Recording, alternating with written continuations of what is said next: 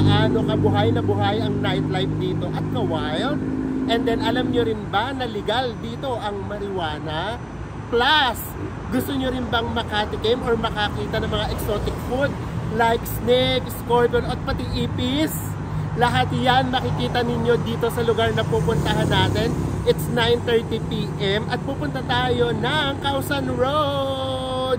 Pero syempre sa mga hindi pa po nakasubscribe dyan, mag-subscribe po muna kayo at i-like at i-follow nyo na po kami sa aming Instagram at Facebook. Ako po si Mel. I just want us to go.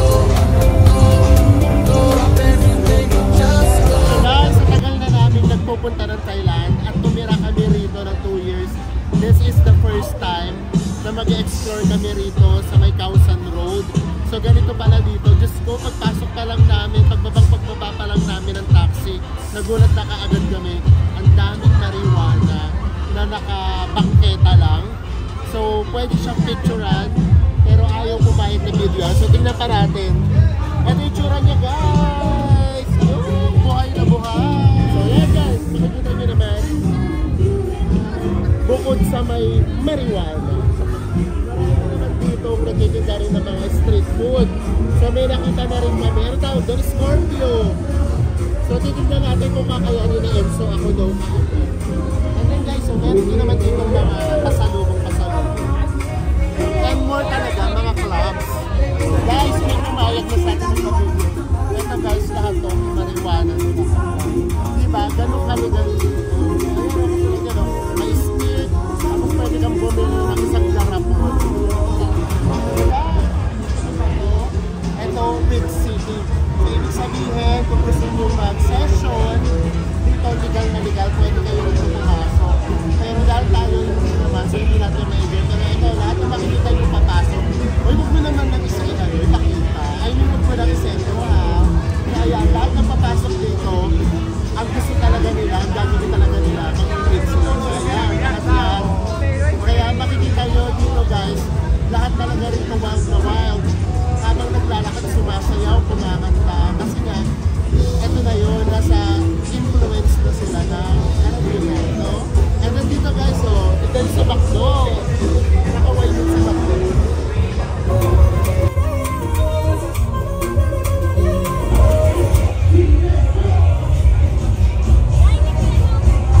Tarantula. Tapos meron ditong snake. And then scorpio. So kung ready kayo sa mga ganitong exotic food, so pwede nyo siyang i-try. So ayan o, may mga magtatry yata. Mga Pilipino din guys. Ayan.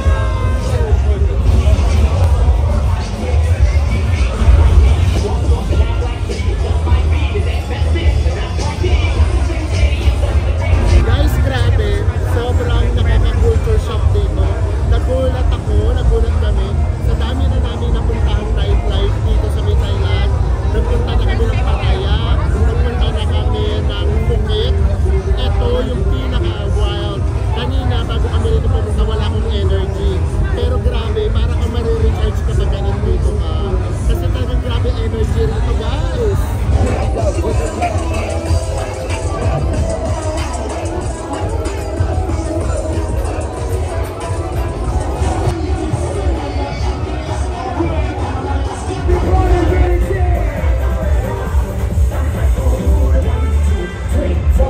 So guys, lumabas muna tayo ng kaunti kasi itong buong kahabaan na ito ng Causan Road, grabe yung energy.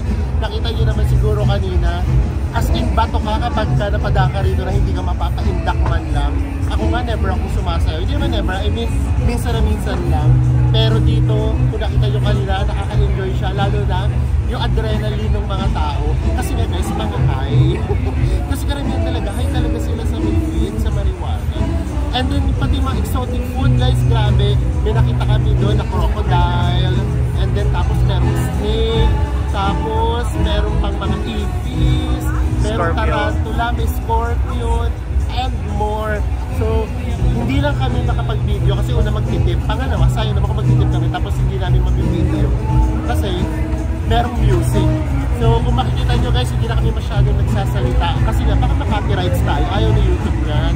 Sayang naman kung hindi tayo mamonetize. So ayan guys, so grabe talaga. So ngayon ang gagawin namin, nahanap lang kami ng makakainan. Tapos kahit sa may kainan guys ha, yung sa mga wholesome na kainan, maingay pa din. And then nasa gitna siya mismo ng house and room. So hanap lang tayo ng makakainan para lang ma-feel pa natin yung vibe. Sobrang nakakaayos siya.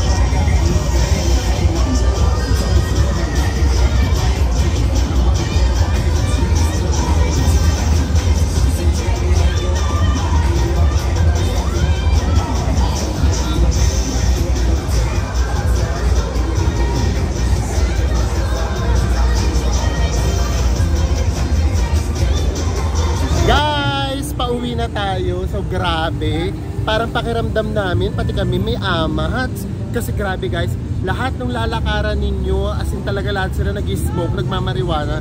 So yung amoy talaga ng paligid, as in amoy mariwana talaga. So kaya nga yun yung sinasabi namin sa inyo, high na high talaga.